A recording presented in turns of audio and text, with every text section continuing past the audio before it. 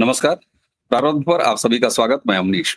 Channel आपने subscribe किया है, इसके लिए आपको बहुत-बहुत धन्यवाद। वीडियोस को लाइक ज़रूर कीजिए ताकि ज़्यादा से ज़्यादा लोगों तक आपका ये वीडियो पहुँचे। शेयर करेंगे, अतिरिक्त स्नेह है और अगर बेल आइकन दबा लेंगे, तो प्रारंभ के किसी भी अपलोड की सबसे पहले सूचना आपको मिलेगी। आज हमारे साथ हैं गौरव प्रधान जी। गौरव जी, बहुत-बहुत स्वागत, नमस्कार। गौरव जी, अमेरिका के साथ हमारे टैरिफ की लड़ाई अभी चल ही रही थी। अब उस लड़ाई में कभी मोदी जी के जन्मदिन के विशेष के माध्यम से ऐसे लग रहा है कि जैसे वो लड़ाई कहीं जाके यूक्रेन के वाया निकल के आ रही है, सुलह समझौते की बात चल रही है, तमाम तरह की बात है। कभी ट्रम्प कहते हैं मोदी हमारे बहुत अच्छे दोस्त हैं, कभी ऐसा कहते हैं कि दोस्तों में तो ये सब चलता रहता है। लेकिन इस बीच ट्रम्प लगातार ऐसे डिसीजन ले रहे हैं जो अब इनको अमेरिका के अंदर ही घेर रहा है। लगातार चल रहे विरोध प्रदर्शन अब ट्रंप के रोजमर्रे के हिस्से हो गए हैं अमेरिका के अंदर अलग-अलग वजहों से। लेकिन भारतीयों में एक नया मामला निकल के आया है, वो है अमेरिकी वीजा का H-1B वीजा। और दर्शकों मैं आपको बताऊं, इस विषय पे मैं आज गौरव प्रधान जी आपको इसलिए लाया हूं। दर्शकों, 20 साल, जी हाँ, 20 वर्षों तक अमेरिका की धरती पर काम किया है गौरव प्रधान जी ने। इसलिए मुझे लगता है कि आप सर्वश्रेष्ठ सर्वोत्तम व्यक्ति हैं जिनके साथ में इस पूरे इश्यू पर बात कर सकूं। गौरव जी, सबसे पहले तो ये बताइएगा, H-1B वीजा का लागत बढ़ा दिया, उसको $1 लाख तक लेके चले गए। दरअसल ये पूरी प्रक्रिया है क्या? इसका असर क्या पड़ना है? और जो ये कहा जा रहा है ब्रेकिंग, सबसे तेज चैनल और सबसे पहले आपको खबरें बता रहे हैं, सनसनी क्रिएट करने वाले कि नहीं साहब 24 घंटे में ट्रंप झुक भी गए। साहब खड़े हुए 24 घंटे में झुक भी गए। दरअसल ये सारा मामला है क्या? उसके बाद मैं चाहूँगा एक गाइड करने वाले के तौर पर, एक परामर्श देने वाले के तौर पर, आपका इसके नज़रिया आगे क्या होता है अलग-अलग विषयों पे? मैं लोगों के सवाल जो मेरे मन में हैं या सामान्य एक आदमी जो सवाल उठा रहा है, मैं वो आपके सामने रखता जाऊँगा। शुरुआत करता हूँ। दरअसल H-1B वीज़ा का ये हालिया प्रकरण है क्या? अवनीश भाई, 2014 में माननीय नरेंद्र मोदी जी भारत के प्रधानमंत्री बने। क्या मैं जान सकता हूं आपसे नरेंद्र मोदी जी को लोगों ने क्यों चुना था? नरेंद्र मोदी जी की पार्टी एक मैनिफेस्टो के साथ आई जिसमें तमाम पॉइंट्स थे और नरेंद्र मोदी जी का काम गुजरात में हम सभी लोगों ने देखा था, जबकि एक मुख्यमंत्री होते हुए भी एक इंटरनेशनल रिलेशंस और इन्वेस्टमेंट और काम के लिए वो जाने जाते थे। जी। आपको याद होगा 2014 के चुनाव से पहले एक एक इवेंट हुआ था जिसमें नरेंद्र मोदी को जबरदस्ती टोपी पहनाने की कोशिश करी गई थी।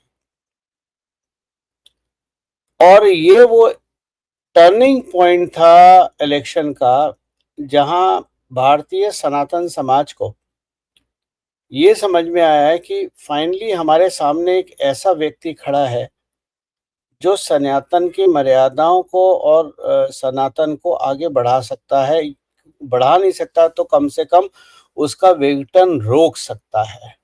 ये वो व्यक्ति है जो टोपी पहन के नौटंकी नहीं करता है और ये अपीजमेंट की पॉलिटिक्स में विश्वास नहीं करता है। जब ये विश्वास हो गया लोगों को, तो लोगों ने देखा कि इनके पीछे का काम क्या था और उस काम से वो विश्वास सीमेंट हुआ, वो मजबूत हुआ और लोगों ने नरेंद्र मोदी को प्रधानमंत्री बना दिया। अब प्रधानमंत्री बनने के बाद अगर नरेंद्र मोदी किलो के भाव में बांग्लादेशी पाकिस्तानियों को भारत में नौकरी देते, बुलाते, घुसपैठ कराते, तो जिन लोगों ने वोट दिया है वो मोदी के अगेंस्ट जाते या मोदी के फेवर में जाते हैं? मोदी के अगेंस्ट जाते हैं ना। मैंने आपको ये शब्द इसलिए बताया क्योंकि ये वीडियो केवल वो लोग नहीं देख रहे हैं जो H-1B से प्रभावित हुए हैं या जिनका सपना है या जो अमेरिका में है, बल्कि वो सामान्य नागरिक भी देख रहे हैं जिनको पता ही नहीं कि नेपाल का भी वीजा लगता है या नहीं लगता है। अमेरिका तो बहुत दूर की बात रही। ठीक है ना, तो मैं बहुत लेमैन लैंग्वेज में बात कर रहा हूँ और नरेंद्र मोदी के एग्जाम्पल से सब समझ में आता है। तो जब आपने नरेंद्र मोदी को इसलिए लिया था कि वो सनातन समाज को बचाएंगे या कम से कम उसका विघटन रोकेंगे या बढ़ाएंगे, जो भी है, तभी तो आपने उन्हें नेशनलिस्ट बोला, जो भारत को सबसे अग्रिम पंक्ति में रखे, अपने इंटरेस्ट के आगे भी, पार्टी इंटरेस्ट के आगे भी। सही बात है, इतनी बात आप लोग मानते हैं। तो जब ये काम ट्रम्प कर रहा है तो आपको बुरा क्यों लग रहा है? क्योंकि ट्रम्प भी क्यों आया है? ट्रम्प भी वो मागा के जो लोग हैं, जो नेट अमेरिकन वाइट हैं, जिनको हमारी कंपनियों ने और उनकी कंपनियों ने साइडलाइन करा ताकि सस्ता H1B वीजा रिसोर्स आ जाए, उससे पैसे भी बचेंगे और वो ये भी डिमांड नहीं करेगा कि 8 घंटे की तरह 12 घंटे काम क्यों कराते हो, बिलिंग अच्छी होगी। तो आपको बुरा क्यों लग रहा है? कड़वी बात बोल रहा हूँ, मेरी बात आप लोगों को अच्छी नहीं लगेगी क्योंकि मैं इस वक्त भारत के फेवर में नहीं बोल रहा हूँ, लेकिन अनबाइस्ड होके बोल रहा हूँ। तो अब ट्रम्प का इलेक्शन, ट्रम्प ने जो करा, आपने कहा ट्रम्प के बारे में अमेरिका में भी बहुत कुछ हो रहा है। कुछ नहीं हो रहा है, लोग बहुत खुश हैं कि फाइनली जो नौकरियां उनके हाथ से खिसक गई थी, वो नौकरियां भी अब अमेरिकन के हाथ में जाएंगी। अब ये बात अलग है कि अमेरिका उसके लिए कितना तैयार है, नहीं है, वो अलग बात है। लेकिन ट्रम्प ने जो करा अपने देश के लिए करा, अपने अमेरिकन लोगों के लिए करा, तो आपको तो बुरा नहीं मानना चाहिए। हाँ, ट्रम्प का काम करने का तरीका और नरेंद्र मोदी के काम करने के तरीके में जमीन आसमान का फर्क है। क्योंकि ट्रम्प ने ये काम तो करा है, लेकिन बिना होमवर्क के करा है। होमवर्क का मतलब है कि बिना तैयारी के करा है, क्योंकि उनके पास रिसोर्सेस नहीं है। अमेरिकन एजुकेशन जो आम अमेरिका के बच्चे हैं, उनकी एजुकेशन की हालत ये है कि अगर 365 मल्टीप्लाई बाई 2 पूछ लो तो उन्हें जमाना लग जाता है। मैं आपको एक छोटा सा इंसिडेंट बता रहा हूँ, बहुत पुरानी बात है, शायद 1999 या 2000 की बात होगी। हम वॉलमार्ट में कुछ ग्रॉसरी सामान ले रहे थे। कुछ हुआ और सिस्टम सारे बंद हो गए। जो स्कैनिंग सिस्टम थे, टोटलिंग सिस्टम थे, सब बंद हो गए, जो कैश रजिस्टर कराता है। तो हमारी कार्ट भरी हुई थी। मेरी वाइफ एक एक सामान को ट्रे पे रख रही थी, कन्वेयर बेल्ट पे, और उसके मन में कैलकुलेशन हो रही थी, जो हमारी नॉर्मल आदत होती है, हम करते हैं। तो जब ये टर्मिनल डाउन हुए और उस लड़की ने कहा कि सॉरी मैम, अभी हम नहीं कर सकते terminal, because I can not calculate, हम कैलकुलेट नहीं कर सकते। तो मेरी पत्नी ने बोला कि $237 का सामान है। And she was like shocked कि उन्होंने कैलकुलेट कैसे कर लिया। तो ये अमेरिका की सिचुएशन 1999 में थी, ये आज भी है। तो इसीलिए मैं कह रहा हूं ट्रम्प ने काम अच्छा करा है, लेकिन होमवर्क के बिना करा है। अब सबसे पहला, अब आते हैं, ये तो ट्रम्प की बात हो गई। इस सप्लाई चेन में हम आते हैं कि भारतीय कहां से आ गए H1B वीजा पे। 90 के दशक में, अराउंड 1993-94, ये पता चला कि ये अमेरिका में बहुत बड़ा प्रॉब्लम आने वाली है ईयर Y2K की वजह से, ईयर 2000, क्योंकि जो घड़ी है वो 1999 से 2000 पे जा रही थी, शताब्दी चेंज हो रही थी, और वो घड़ी कंप्यूटर चेंज नहीं करता, वो 1900 पे ले आता। 1991 के बाद सीधा 1900 पे ले आता, जिससे सारा डेटा गायब हो जाता, सब कुछ हो जाता। इस तोड़ को करने के लिए जो इनिशियली लोग वहां पर पहुंचे थे, अमेरिका में काम करते थे भारतीय, जिसमें हम भी एक थे, तो तब हमें पता चला कि इसके लिए हमारे पास best resource Indian engineering students हैं, कंप्यूटर साइंस और इलेक्ट्रॉनिक्स एंड टेलीकम्युनिकेशन। वहां से ये आना शुरू हुआ। अब ऐसा नहीं है इंडियन आईटी कंपनी का जन्म राजीव गांधी के कंप्यूटर लाने से हुआ या Y2K की प्रॉब्लम से हुआ। बड़ी बड़ी कंपनी जैसे टीसीएस हो गई, पटनी हो गई, विप्रो हो गई, ये लेट 1968 से रिसर्च एंड डेवलपमेंट का काम कंप्यूटर साइंस पे कर रहे थे, मेन फ्रेम्स पे कर रहे थे। बड़े बड़े मेन फ्रेम हुआ करते थे, कमरे आपके मतलब लिविंग रूम से भी बड़े साइज के कंप्यूटर। लेकिन जब Y2K की बात आई और बहुत सारी कंपनियों से रिक्वायरमेंट आनी शुरू करी, क्योंकि ये मैसिव वार फुटिंग पे करना था, हर कंपनी भारत की अपने रिसोर्स भेजने के लिए तैयार हो गई और तब 1990 में H1B वीजा शुरू हुआ। लेकिन H1B वीजा शुरू हुआ था 1990 में, लेकिन उसका यूटिलाइजेशन मास स्केल पे शुरू हुआ Y2K प्रॉब्लम से, तो लगभग समझ लो आप 5 से 6 साल के बाद। जितनी भी कंपनियां लेट 1968 में भारत में कंप्यूटर साइंस पे काम कर रही थी, उन्हें ये बहुत बड़ा अच्छा बिजनेस मॉडल लगा कि आपको बंदों को हायर करना है इंजीनियरिंग कॉलेज से, ट्रेन करना है और अमेरिका भेज देना है। वीजा आसानी से मिल जाता था, $50, $75, $100 पर आवर के रेट पे होता था। अच्छा खासा रेवेन्यू होता था, कंपनी 20 से 30% रखती थी, बाकी वो कंसल्टेंट को दे देती थी। ये रेवेन्यू मॉडल की वजह से बहुत सारी कंपनियां भारत की ने इस बिजनेस मॉडल को अडॉप्ट करा, रिसर्च एंड डेवलपमेंट को साइड कर दिया, किसी ने उसमें इन्वेस्टमेंट नहीं करा, क्योंकि उस इन्वेस्टमेंट का रिटर्न की कोई गारंटी नहीं थी और कब होगा कोई गारंटी नहीं थी। लेकिन यहाँ ये था कि अगर आपने आज अपना रिसोर्स अमेरिका भेजा है तो 2 दिन में वो बिलिंग शुरू हो जाएगी और आपका प्रॉफिट बनना शुरू हो जाएगा। तो कहीं गलती तो हमारी है कि हमने लोगों को ठूसना शुरू कर, तो हमने उस चीज को एक्सप्लॉइट करा। वो $50 $40 पे आए, $40 $30 पे आए, $30 $25 पे आए। अवनीश भाई, मैंने साउथ अफ्रीका में 10 साल निकाले हैं, अमेरिका और यूरोप के बाद। मेरी अपनी कंपनी थी, सत्यम का डायरेक्टर था मैं कोई टेक कुली नहीं था, मैं कोई कोडर नहीं था, मैं सत्यम का डायरेक्टर था, मैं कॉग्निसेंट का डायरेक्टर था, मैं HP JDIC का डायरेक्टर था। हमने देखा कि TCS, इन्फोसिस, विप्रो जैसी कंपनियां साउथ अफ्रीका अपने नए रिसोर्सेज को भेजती थी, जो इंजीनियरिंग ग्रेजुएट होते थे 3-4 महीने की इंटर्नशिप ट्रेनिंग के बाद, ताकि वो वहां के एनवायरनमेंट में वेस्टर्न फील करके अपने आप को अमेरिका के लिए ट्रेन कर सके।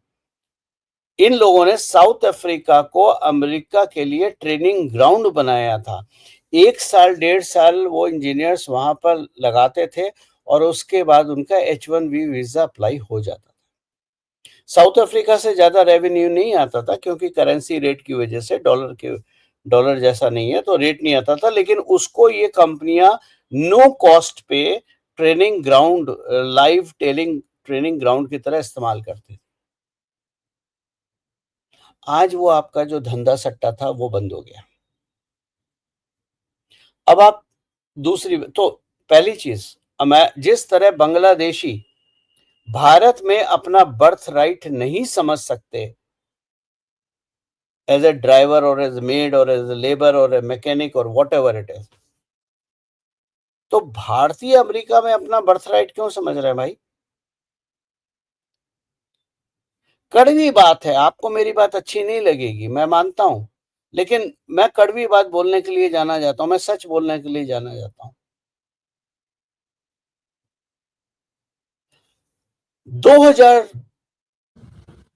के बाद, Y2K के बाद, जब अमेरिकन कंपनियों को ये लगा कि इंडियन इंजीनियर्स अच्छे हैं, इंडियन इंजीनियर्स काम करना आता है इनको और ये अच्छे हैं, हमारे के कई जगह अमेरिकन रिसोर्सेज से सस्ते हैं, मैं अच्छे की बात नहीं कर रहा, मैं कह रहा हूं अमेरिकन रिसोर्सेज से सस्ते हैं।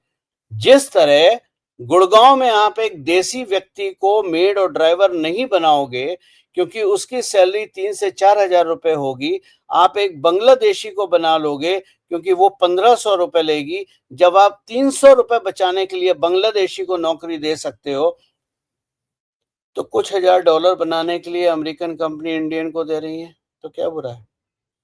आज वो चीज पलट गई। तो जिस प्रकार जब नरेंद्र मोदी ने नकेल कसनी शुरू करी बांग्लादेशी पे और बहुत सारे वीडियो वायरल हुए गुड़गांव के, पूना के, बैंगलोर के, जहां लोग प्रोटेस्ट कर रहे हैं कि ये बैन क्यों करा गया, हमारे यहाँ मेड नहीं आ रही है। बहुत जगह ऐसा हुआ, रातों रात मेड गायब हो गई, ड्राइवर्स गायब हो गए, तो आप प्रोटेस्ट कर रहे थे। अमेरिका में भी तो वही हो रहा है, राइट? तो अमेरिकन कंपनियां भी वही कर रही हैं। अब 1999 2000 Y2K हो गया, खत्म, काम खत्म हो गया। अब क्या? अब अमेरिकन कंपनियों को लगा कि हमारे पास बहुत अच्छे रिसोर्सेज हैं इंडियन, इनको हम यहाँ रखेंगे, और इंडियन रिसोर्सेज अच्छा काम करते हैं तो जो सपोर्ट सर्विस है वो इंडिया में भेज देते हैं। तो आपका AT&T है, आपका फोन काम नहीं कर रहा है, आपने टोल फ्री नंबर पे कॉल करा कि भाई मेरा फोन कॉल नहीं कर रहा, वो कॉल लैंड हुई भारत में। उस वक्त हम वॉइस सिस्टम यूज करते थे। वो कॉल लैंड हुई भारत में और भारत के इंजीनियर ने उठाया, उसने गुड मॉर्निंग के हिसाब से गुड मॉर्निंग बोला, गुड नाइट के हिसाब से गुड नाइट बोला, अमेरिकन एक्सेंट में बात करी। आपको याद होगा कॉल सेंटर में दबा के धंधा चला था भारत में, एक्सेंट दबा के कॉल सेंटर का जमाना आया, ठीक है ना? तो ब्रिटिश एक्सेंट सिखाया जाता था, अपने अपने मुंह को ट्विस्ट करके, और अमेरिकन एक्सेंट सिखाया जाता था। अकॉर्डिंगली उनको सपोर्ट डेस्क पे बिठाला जाता था। समय बदला, मॉडल बदला, और आज आपने नाम सुना होगा GCC इन्वेस्टमेंट। बहुत सारी कंपनियां GCC में इन्वेस्ट कर रही हैं। कोई 1700 करोड़ ला रहा है, कोई 1500 करोड़ ला रहा है, कोई 1000 करोड़ ला रहा है। भारत के विभिन्न शहरों में, अमरावती से लेके हैदराबाद, बैंगलोर, दिल्ली, गुड़गांव, हर जगह, पूना, सुना है ना आपने GCC? 90% दर्शकों को पता ही अपने नहीं बिटिया के GCC। माध्यम से सुना। हाँ। नहीं, मैंने अपने 90%, बिटिया के माध्यम से सुना ये नया टर्म। हाँ, मैंने सुना उसके। पर 90% लोगों को पता ही नहीं GCC है क्या। GCC कुछ नया नहीं है, वही है पुराना। Old wine in a new bottle with enhance packaging. अब आपके दर्शकों को मैं GCC समझा देता हूं, क्योंकि मैंने देखा है पिछले कुछ हफ्तों महीनों में, जब GCC की कोई इन्वेस्टमेंट आती थी तो बहुत सारे ट्विटर वाले भी कूदना शुरू कर देते, यूट्यूबर्स भी कूदते थे, खासतौर से जो मोदी भक्त हैं, और जो टेलीग्राम चैनल भी कुछ लोग चलाते हैं वो भी उछल उछल के हेडलाइन समझाते थे। मित्रों, आपने साइकिल का रिम देखा है, पहिया? साइकिल के पहिए में सेंटर में एक धुरी होती है जो साइकिल के फ्रेम में जुड़ती है, और उस धुरी में छेद होते हैं जिससे तीलियां रिम पे जुड़ती हैं, ठीक है ना? अब अगर वो तीलियां टाइट ना हो तो रिम कोलैप्स हो जाएगा। वो तीलियों को टाइट होना जरूरी है, और उस रिम के ऊपर ट्यूब होती है, आपका पहिया होता है काले रंग का। ये जो धुरी है जो साइकिल के फ्रेम के साथ लगी है, इसको कहते हैं GCC। और जो रिम है वो एक ऑर्गेनाइजेशन है जो ग्लोबल लेवल पे काम करती है, जिसका धुरी पे वो GCC है। और वो जो ट्यूब है वो local on site support team है, जो क्रिटिकल टाइम पे सपोर्ट देती है। भाई मेरा बटन ऑन नहीं हो रहा मेरे कंप्यूटर का, तो जो लोकल सपोर्ट है वो आपका ऑन कर देगी। लेकिन आपको वर्जन अपग्रेड करना है तो आप धुरी पे आते हो। तो जैसे माइक्रोसॉफ्ट है, अगर ये रिम माइक्रोसॉफ्ट है तो धुरी जो है वो भारत में माइक्रोसॉफ्ट का GCC है। अब आज में और पहले में फर्क क्या है? आज में और पहले में फर्क ये है, एक बहुत बड़ा प्रोजेक्ट था IT का, लोगों को याद होगा, जो टेक्निकल हैं, HP और कॉम्पैक्ट मर्जर। HP कंप्यूटर्स और कॉम्पैक्ट कंप्यूटर्स का मर्जर था। ये 164 देशों में मर्जर था, जिसमें 20 देशों में ऑफिस था और सपोर्ट सिस्टम भारत में था, बेंगलोर में, इलेक्ट्रॉनिक सिटी में, जिसका नाम था HPGDIC, global development India centre. 9,500 लोग उस सेंटर में थे। उन लोगों को जो चलाते थे और ये जो कॉम्पैक्ट मर्जर कर रहे थे, वो मैं था। हम फॉलो करते थे एक मेथोडोलॉजी, इसको मैंने लिखा था खुद, उसका नाम है फॉलो द सन। तो फॉलो द सन का मतलब ये होता था, जहां सूरज उगेगा वहां का सपोर्ट सेंटर सबको हेल्प करेगा, और जब अस्त हो जाएगा तो वो बंद हो जाएगा, और दूसरी जगह जहां सूरज उगेगा वहां, तो उसको हम कहते थे फॉलो द सन। अब उसमें क्या था? उसमें ये था कि जो सपोर्ट टिकट रेस करे जाते थे दुनिया भर के, वो सपोर्ट टिकट हम HPGDIC में काम करते थे और उसको एनहांस करते। मेरा ऑफिस बर्लिन में भी था, मेरा ऑफिस स्टुटगार्ट में भी था, US में भी था, टेक्सास में भी था, भारत में भी था, और आपका UK इंग्लैंड में भी था, जो मैं बराबर ट्रैवल करता था। अब तो सपोर्ट सिस्टम वो भी था बैकएंड का, सपोर्ट सिस्टम आज भी है बैकएंड का, लेकिन आज हम GDIC बोलते हैं। क्यों? क्योंकि वो जो ट्यूब है थी, वो और पतली हो गई है।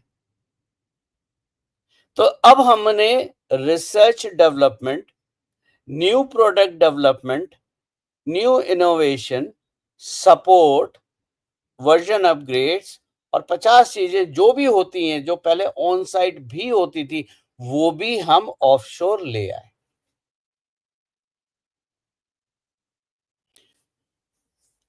अब ऑफशोर जब इतनी चीजें आ गई हैं, तो आपका ऑन साइट इंटरेक्शन कम होगा या बढ़ेगा?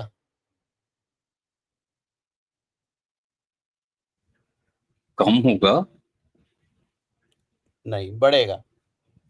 क्योंकि जब बढ़ेगा। आप आर अरे। जब आप R&D कर रहे हैं, मान लीजिए, तो हाँ। R&D पॉइंट पे इनपुट्स तो आपको US से मिलेंगे, हेड ऑफिस से मिलेंगे ना, हाँ। तो आपका हम्म। इंटरेक्शन बढ़ेगा। और अब एक फैक्टर नहीं है केवल सपोर्ट, अब 50 फैक्टर और है, तो आपका इंटरेक्शन बढ़ा। ओ।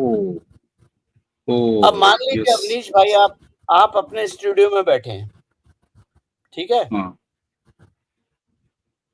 मैं आपके स्टूडियो में बैठ के रिकॉर्डिंग कर चुका हूं,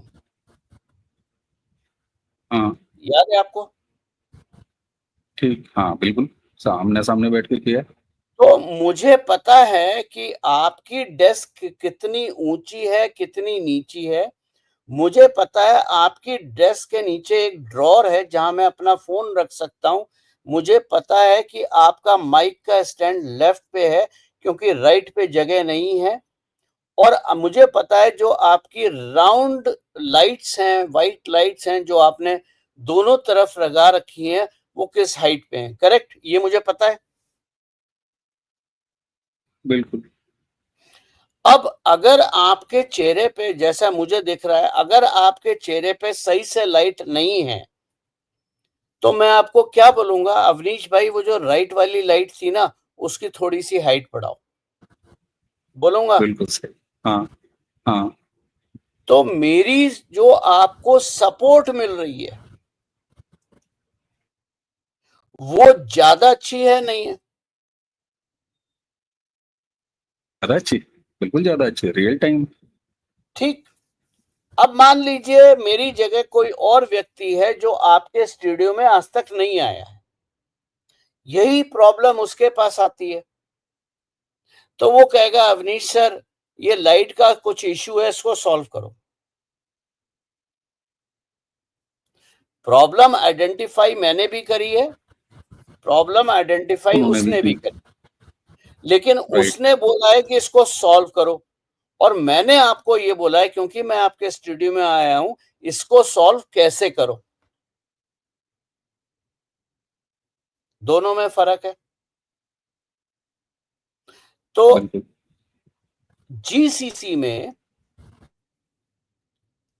एक फ्रेश इंजीनियर कॉलेज से आता है या इंडिया का एक्सपीरियंस इंजीनियर है, जो कभी भी मैं बात कर रहा हूं एग्जाम्पल के लिए माइक्रोसॉफ्ट जीसीसी, वो माइक्रोसॉफ्ट का इंजीनियर है, कॉलेज से नया है या 1-2 साल का एक्सपीरियंस है, वो अपने पॉल अल्टो के ऑफिस में एडवाइस करता है कि इसको ऐसे करेंगे तो सोल्यूशन निकलेगा। गौरव प्रधान भी माइक्रोसॉफ्ट का ही है और माइक्रोसॉफ्ट के दफ्तर में बैठ के काम कर चुका है, सारी चीजें टेक्निकल सर्वर एक्सेट्रा एक्सेट्रा सब जानते हैं। और मैं कहता हूं नहीं अवनीश सर, इसको ऐसे कर दीजिए, सोल्यूशन है। किसकी रिक्वायरमेंट जीसीसी में ज्यादा होगी?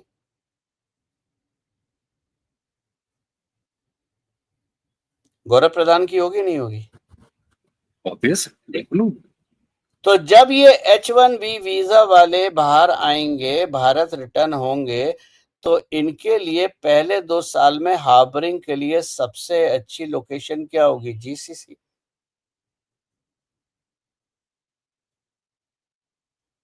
यानी जो सफर करेगा, जो H1B, मान लीजिए 10 व्यक्ति हैं H1B वीजा पे माइक्रोसॉफ्ट पॉल अल्टो के ऑफिस में, और उनको ऑफलोड करा जाता है, वो भारत में आते हैं, तो उनके लिए नेचुरल जगह कहाँ बनती है? जीसीसी बनती है, क्योंकि अब वो वहां से बैठ के माइक्रोसॉफ्ट को समझा सकते हैं। तो यानी उनके एम्प्लॉयमेंट जीसीसी में हो गया। लेकिन सफर कौन कर गया? जो नया बच्चा है, कॉलेज से पास आउट हो रहा है, 1-2 साल का एक्सपीरियंस वाला, क्योंकि अब उसकी रिक्वायरमेंट वहां पर नहीं है। अब वो उस जीसीसी के पीछे बैठ के काम करेगा। भाई हथौड़ा पकड़ा, भाई रिंच पकड़ा, लेकिन रिंच और हथौड़ा मैं चलाऊंगा में बैठ। करेक्ट।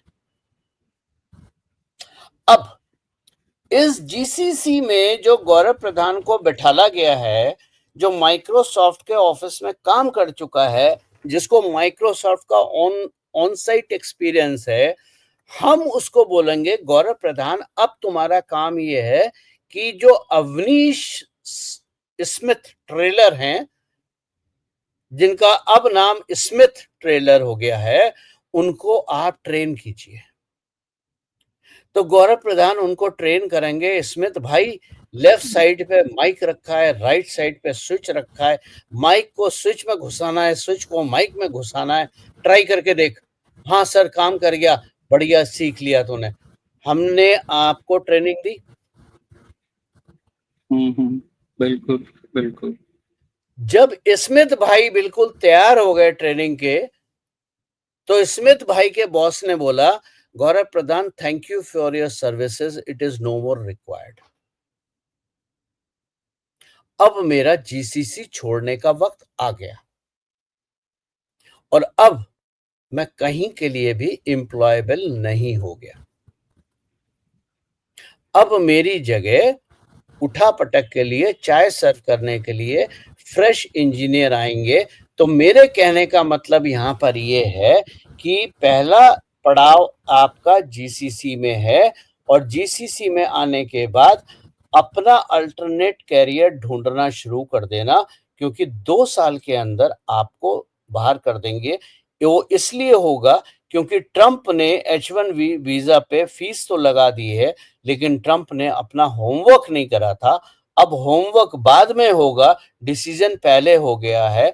और इसका सबसे बड़ा परिणाम, जिसका मैं वेट कर रहा हूं, अगले कुछ महीनों में जो प्लेसमेंट रिकॉर्ड है भारत में आईटी कंपनियों का, कंप्यूटर साइंस प्रोफेशनल्स के लिए, वो देखने लायक होगा। क्योंकि जहां तक मुझे लगता है उसमें 80 to 90% ड्रॉप आएगा। यानी जो हमने आपने एक बार बात करी थी कि कोर इंजीनियरिंग, मैं आज से नहीं बोल रहा हूं, मैं बहुत पहले से बोल रहा हूं। पिछली वीडियो में, पिछली चर्चा में ये बात हुई थी। मैं ट्रम्प के डिसीजन से भी पहले से बोल रहा हूं कि कोर इंजीनियरिंग में फोकस करो, सिविल, मैकेनिकल, इलेक्ट्रिकल। आज वही हो रहा है। तो मैंने आपको ये समझा दिया नरेंद्र मोदी का एग्जाम्पल लेके कि ट्रंप ने जो करा है वो गलत नहीं करा है, लेकिन ट्रंप ने होमवर्क नहीं करा था। दूसरी चीज, ट्रंप ने सबसे पहले, वो लोग आजकल कूद रहे हैं ना कि गौरव प्रधान तुमने गलत इंफॉर्मेशन दी, ये तो वन टाइम फीस है नए एप्लीकेशन पे। अरे भाई वीडियो है, सुन ले। ये कभी वन टाइम फी नहीं थी, ये एनुअल फी थी और सब पे एप्लीकेबल थी। शुरुआत इसकी नए एप्लीकेशन थी, लेकिन पुरानी एप्लीकेशन, क्योंकि H1B वीजा 3 साल का होता है और 3 साल के बाद, जब 2.5 साल के बाद आप रिन्यू के लिए एप्लीकेशन लगाते हो, तब ये फीस उस पर लोड हो जाती है। अब क्योंकि इतनी हीट जनरेट हुई और अमेरिकन कंपनी ने भी ट्रंप को बोला कि हम कोलैप्स कर जाएंगे, तो ट्रंप ने कहा ठीक है अभी ये वन टाइम फी कर देते हैं नई एप्लीकेशन पे। लेकिन इसका अर्थ ये नहीं है कि आप अब मेढक की तरह कूदना शुरू कर दें क्योंकि बरसात हो रही है। Renewal of H1 will face the maximum hurdle. America में H1 खत्म हो चुका है भाई लोगों, भारत आ जाओ। बिल्कुल ठीक बात है, ये फौरी राहत आप कह सकते हैं कि जो अब उधर मिली है। एक सेकंड हाँ हाँ, मैं पूरी बात मेरा हिल जाता यस हूँ। यस, अरे प्लीज प्लीज। अब मैंने कहा कि ये जो H1B वीजा वाले हैं, इनको वही कंपनियां अपने GCC में हायर करेंगी। प्रॉब्लम कहाँ आएगी? प्रॉब्लम आएगी कि जो डॉलर में अय्याशी थी वो भारत में नहीं होगी। जैसे एक मैकडोनल्ड में काम करने वाला बच्चा आराम से 40-50 हजार डॉलर साल के लेता है, और भारत में काम करने वाला मैकडोनल्ड का बच्चा साल के 1.5 लाख रुपए 2 लाख रुपए लेता है, या 2.5 लाख रुपए, 3 लाख मान के चलते हैं, चलिए अजम्पशन के लिए, मैं एग्जैक्ट नहीं बोल रहा हूं, लोग मेरी टांग खींचना शुरू कर दें। अब अगर 40,000 डॉलर को आप 80 से मल्टीप्लाई करो और फिर बोलो कि अमेरिका में तो ज्यादा मिलते हैं, इंडिया में कम मिलते हैं। जैसे आपने देखा होगा बहुत सारी न्यूज कि इस कॉलेज का पास आउट बच्चे को ऑफर मिला है 1 करोड़ का अमेरिका में या 2 करोड़ का अमेरिका में। भाई जरा कैलकुलेशन कर लो कॉस्ट की। जो साल के अंत में 1 करोड़ लेने के बाद उसके पास बचेगा, उससे कहीं ज्यादा भारत में 12 लाख साल का लेने के बाद बच्चे के पास बचेगा। क्या अमेरिका में 1 करोड़ की नौकरी, आपने केवल डॉलर को रुपए से मल्टीप्लाई कर दिया और वो 1 करोड़ वैल्यू आ गई, लेकिन आपने ये नहीं देखा कि उसको अपने एक्सपेंस रुपए में नहीं देने, उसको अपने एक्सपेंस डॉलर में ही देने। तो जब ये H1B वीजा वाले भारत आएंगे और GCC हायर करेगा, तो इन्हें अमेरिकन सैलरी नहीं मिलेगी। इनको सैलरी वही 12 लाख, 24 लाख, 36 लाख, 60 लाख, इंडियन वाली 60 मिलेगी। 60 भी लिख के रख लो, बहुत है, 45 लाख से ज्यादा नहीं मिलेगी। तो आप ये मान के चलिए कि IT इंडस्ट्री का सूर्य अस्त हो रहा है। और 2020 में मैंने बोला था, कोविड टाइम पे लोगों को बहुत रिक्वेस्ट करी थी कि IT इंडस्ट्री के शेयर्स में और अमेरिकन कंपनी के शेयर्स में इन्वेस्ट मत करो। जो सबसे अच्छा इन्वेस्टमेंट तब मैंने जो बोला था और आज जो मैं बोलता हूं, वो केवल 3 है। 24 कैरेट गोल्ड, लैंड जिसके नीचे पानी हो या जिस पे एसेट हो, और स्टॉक उन कंपनियों के जिन कंपनियों का मुख्य बाजार भारत का गांव है। भारत का शहर भी नहीं कह रहा मैं कल कह रहा स्वदेशी हूं शुरू तो कर दिया PM ने। हाँ, अरे यस मैं 2020 में, भैया मेरे गुरुजी माफ करो, मैं 2020 से बात कर रहा हूँ। अब बाद में प्रधानमंत्री क्या बोले और कोई क्या बोले, ना मैं किसी को गाइड कर रहा हूँ ना कुछ कर रहा हूँ, मैं अपनी अकल से बात कर रहा हूँ। लोग बोलते हैं प्रधानमंत्री ने, भाई प्रधानमंत्री ने आज बोला है, हम 2020 से बोल रहे हैं। जो गांव में इन्वेस्ट करेगा उसी की आने वाले समय में वैल्यू है। तो H1B वीजा अब आपका खत्म हो चुका है। जो लोग GCC पे उछल कूद रहे हैं, अगले 2 साल में GCC ठप होंगे। बिल्कुल जो अब अमिताभ कांत हैं, पहले भारत सरकार में थे, अब रिटायर्ड हैं। उन्होंने बोला India will grow, this people will come, they will add value to India. कुछ नहीं होगा अमिताभ जी, लिख के रख लो। पहली चीज, और मेरे क्षमा करिएगा, बुरा मत मानिएगा अगर मैं बात बोल रहा हूँ, कड़वी बात बोल रहा हूँ, क्योंकि मैंने ऑन साइट ये देखा है, केवल अमेरिका में भी नहीं, जर्मनी में, फ्रांस में, बेल्जियम में, साउथ अफ्रीका में और बहुत सारी जगहों में 70% H1B वीजा के बच्चे और युवा और जो H1B वीजा हैं वो बिलो एवरेज परफॉर्मर हैं। उनको केवल H1B वीजा पे पुश करा गया है ताकि डॉलर रेट मिले, $35 पर आवर। एक कमरे में 4-4 रहते हैं, क्योंकि इससे ज्यादा वो अफोर्ड नहीं कर सकते। मैं युवाओं की बात कर रहा हूं जो नए नए जा रहे हैं या गए हैं। 70 से 80% बिलो एवरेज परफॉर्मर हैं और उनसे ज्यादा अच्छे बच्चे भारतीय यूनिवर्सिटी में, भारतीय कंपनियों में, भारत में काम कर रहे हैं। प्रॉब्लम है कि उनको इंग्लिश बोलनी ज्यादा नहीं आती है। तो H1B वीजा खत्म हो चुका है दोस्तों, अमेरिकन ड्रीम खत्म हो चुका है। मैंने इलेक्शन के टाइम पे बोला था कमला हैरिस को, she is a American dreamer, Trump is a American dream. और ट्रंप अपने अमेरिकन ड्रीम के लिए, अमेरिकन ड्रीम में भारत के संदर्भ में नहीं बोल रहा था, अमेरिकन ड्रीम में अमेरिकन के संदर्भ में बोल रहा था। तो जब आप इंडिया फर्स्ट पे ताली पीट सकते हो, तो अमेरिका फर्स्ट पे अमेरिकन ताली क्यों ना पीटे?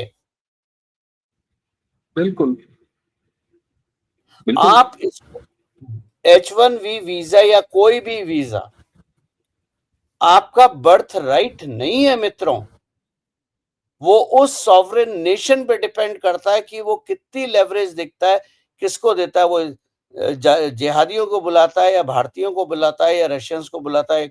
एक लाइन मैंने हमेशा बोली है, और ऐसा नहीं अमेरिका भारतीय नहीं गए थे, चाइनीज भी गए थे, बहुत मात्रा में चाइनीज गए हैं, but there is a difference. Chinese America गए चाइना को बनाने के लिए, भारतीय अमेरिका गए अमेरिका को बनाने के लिए। बिल्कुल सही बात है सर। वो लंबे समय के लिए नहीं जाते, वापस आ जाते हैं, फिर से चाइना में सेटल होते हैं। भारतीयों ने, बुरा मत मानिएगा, कड़वी बात है, पर सच्ची बात है सर।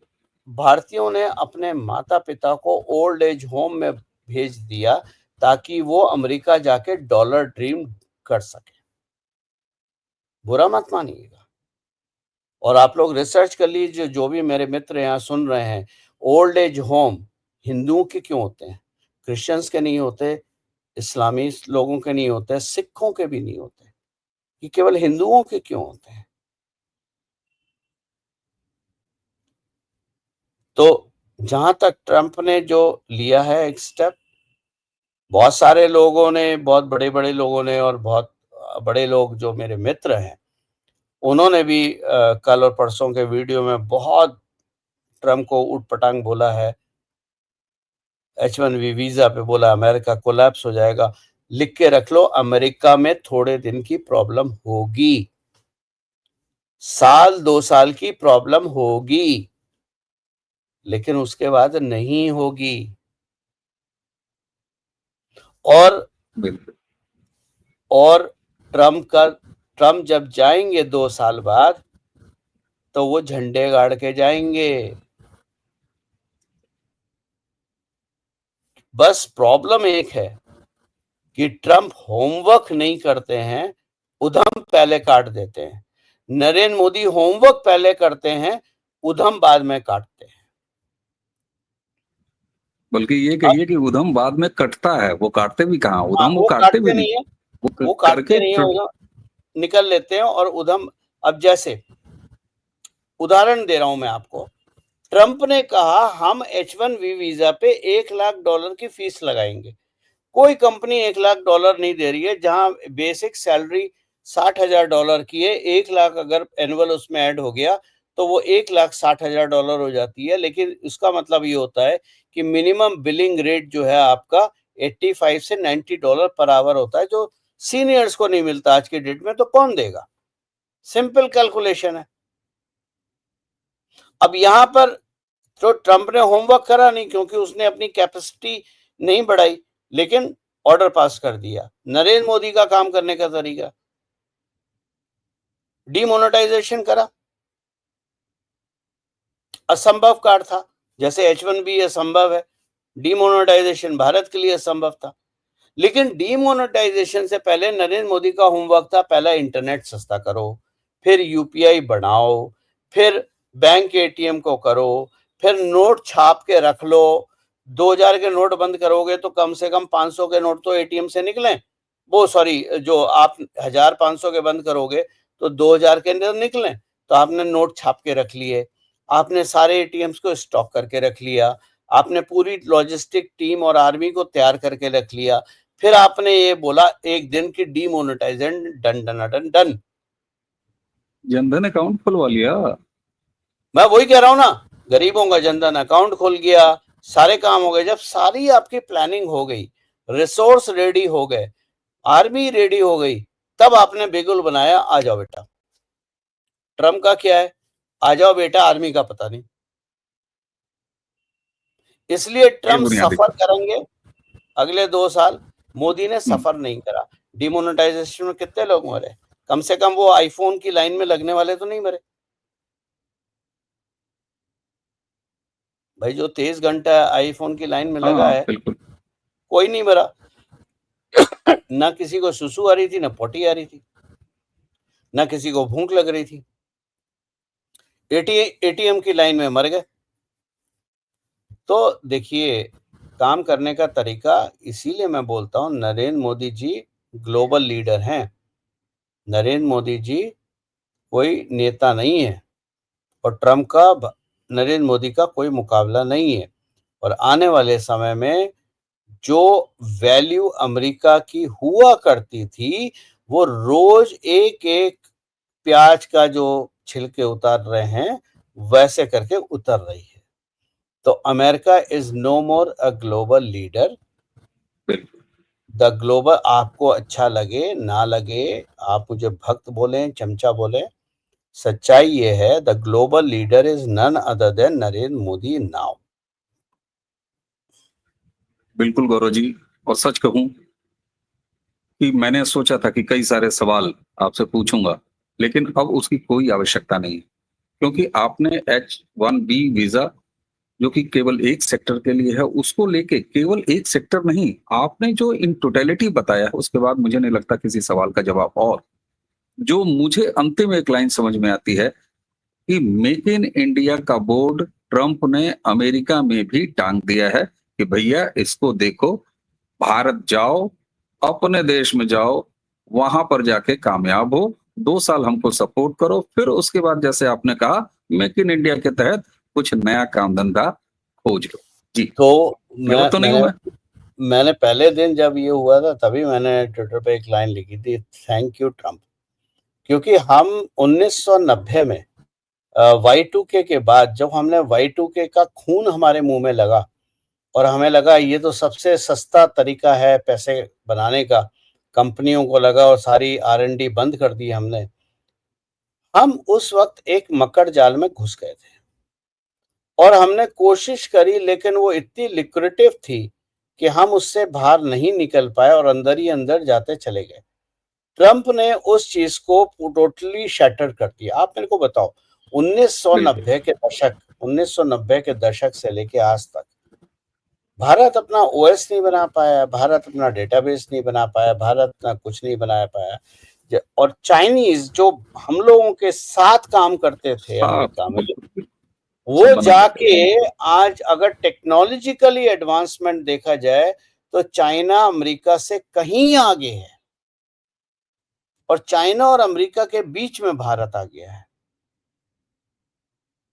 तो आप लोगों को विश्वास नहीं होगा, अगर मैं आपसे पूछूं भारत में पढ़े लिखे एमटेक पीएचडी क्वांटम इंजीनियर्स जो हैं वो सबसे ज्यादा काम कहाँ करते हैं, तो आप सब बोलेंगे H1B वीजा पे अमेरिका में काम करते हैं। करेक्ट? ये एक नॉर्मल अंडरस्टैंडिंग है। लेकिन आपको जान के शॉक लगेगा कि जितने भी हमारे क्वांटम इंजीनियर्स, क्वांटम कंप्यूटर्स के इंजीनियर्स हैं, भारत के पढ़े लिखे विद्वान व्यक्ति लोग, वो अमेरिका में नहीं, वो चाइना में काम करते हैं।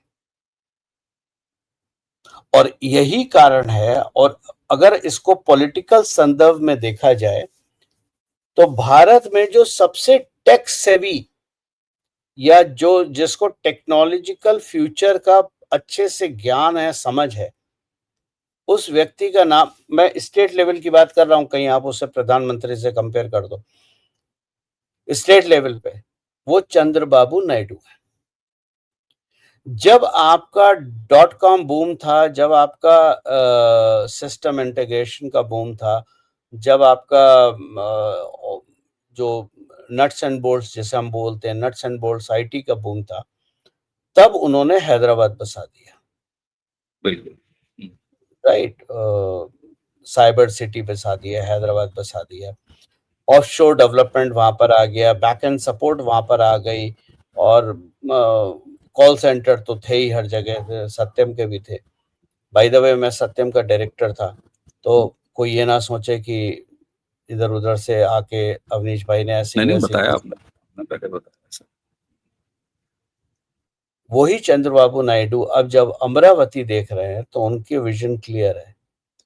अब वो साइबर सिटी का मॉडल नहीं अपना रहे हैं, क्योंकि उनको पता है वो जो टेक इंडस्ट्री है वो खत्म हो गई। अब वो अपना रहे हैं क्वांटम कंप्यूटिंग, अब वो अपना रहे हैं आर्टिफिशियल इंटेलिजेंस, अब वो अपना रहे हैं डेटा साइंस। एक प्रश्न और आता है मन में कि जो अमेरिकन है, क्योंकि इतने ट्रेंड नहीं है, नॉलेजेबल नहीं है, लोग मजाक की बहुत सारी वीडियो भी डालते हैं, क्या वो H1B वीजा के जाने के बाद अमेरिकन इंडस्ट्री को संभाल सकते हैं या नहीं? तो जैसा कि मैंने कहा कि जीसीसी के माध्यम से 1-2 साल तो संभलेगा, लेकिन समझेगा। आपको ये भी याद रखना है कि जो मेन संभालने का काम होता है टिकट्स का, यू नो टेक्निकल सपोर्ट में, वो एआई ले गया है। तो कोडिंग खत्म है, कोडिंग का फ्यूचर नहीं है। एक नया क्षेत्र राइट? खुल रहा है फिर तो तो उस पर ये काम करिए। एआई लेगा। अब हाँ, अमेरिकन्स को करना क्या है, जो एआई बॉट्स होंगे, जो एआई असिस्टेंट होंगे, जो वो डिप्लॉय करेंगे अपने सिस्टम में, आपको केवल स्किल कोडिंग की नहीं चाहिए, आप जो आप बोल रहे हो अमेरिकन कर नहीं पाएंगे। अब अमेरिकन की वो जो स्किल है ना, जो उन्हें चाहिए ऑन साइट काम करने के लिए, वो है प्रॉम्प्ट।